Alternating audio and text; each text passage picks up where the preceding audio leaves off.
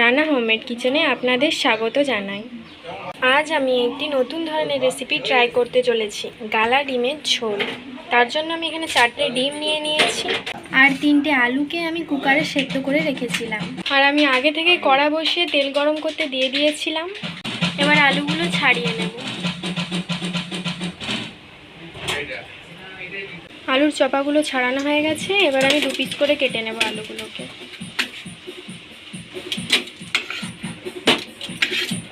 এপাশে তেলটা গরম হয়ে গেছে। এবার আমি আলুগুলো ভেজে নেব। অল্প পরিমাণে নুন দিয়ে দেব, দিয়ে হালকা ভেজে নেব। আমি এখানে আলু ব্যবহার করছি, আপনারা চাইলে নাও আলু দিতে পারেন। আলুটা হালকা ভাজা হয়ে গেছে। এবার আমি তুলে নেব।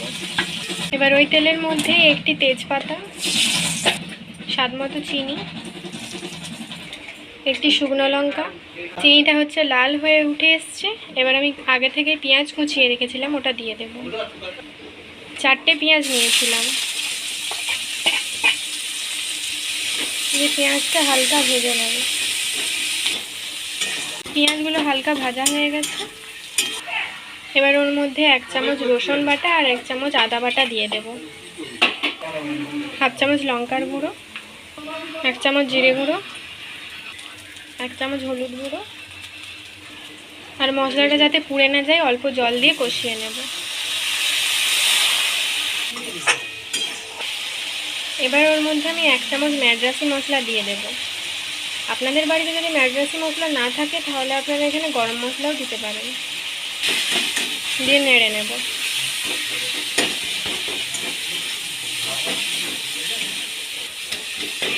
দেখবেন যখন হঠাৎ করে আপনাদের বাড়িতে কেউ লোক চলে আসবে তখন কী রান্না করবেন ভেবে পাবেন না, তখন এই গালা ডিমের তরকারিটা করবেন। খুব অল্প সময় মশলাটা কষানো হয়ে গেছে। এবার সামান্য পরিমাণে জল দিয়ে দেবেন।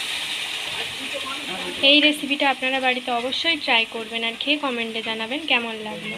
এবার ভেজে রাখা আলুগুলো দিয়ে দেবেন। মশলাটা কষানো হয়ে গেছে। যখন দেখবেন মশলার গা থেকে তেল ছাড়ছে তখন ভাববেন হয়ে গেছে কষানো। এবার গ্যাসের ফ্লেমটা আমি লো করে এবার আমি জল ঢালবো। এখানে আমি 1 বাটি জল ব্যবহার করছি। আপনারা যেরকম ঝোল খাবেন সেরকম দিতে পারেন। আর বিশেষ করে এটা দেখতে হবে যে ঝোলটা ফুটার আগে ডিমটা আমাকে দিতে হবে। ঝোলটা ফুটে গেলে ঝোলের ডিমগুলো ভেঙে যেতে পারে, তাই ঠিকভাবে গ্যাসের ফ্লেমটা লো করে দিতে হবে। এবার আমি ডিমগুলোকে একটু একটু ফাটিয়ে ঝোলের উপরে দিয়ে দেব। দেখুন এখনও কিন্তু ঝোলটা ফুটেনি। এইভাবে দিয়ে দিতে হবে। সবগুলো ডিম দেওয়া হয়ে গেছে। এবার আমি গ্যাসের ফ্লেমটা হাই করে দেব। এবার ডিমটা ফোটার অপেক্ষা।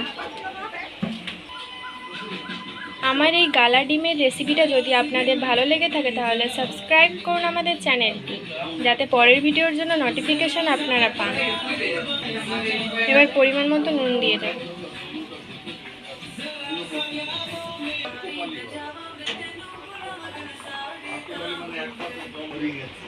পাঁচ মিনিট ফুটে যাওয়ার পর আমি এবার ডিমগুলো আস্তে আস্তে উল্টে দেব।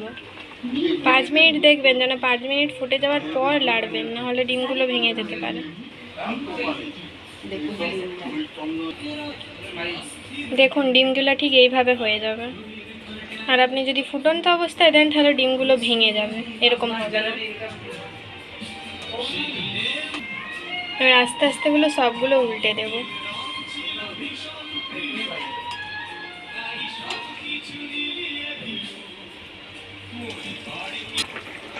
আমার গালা ডিমের ঝোল তৈরি। এবার আমি নামিয়ে নেব।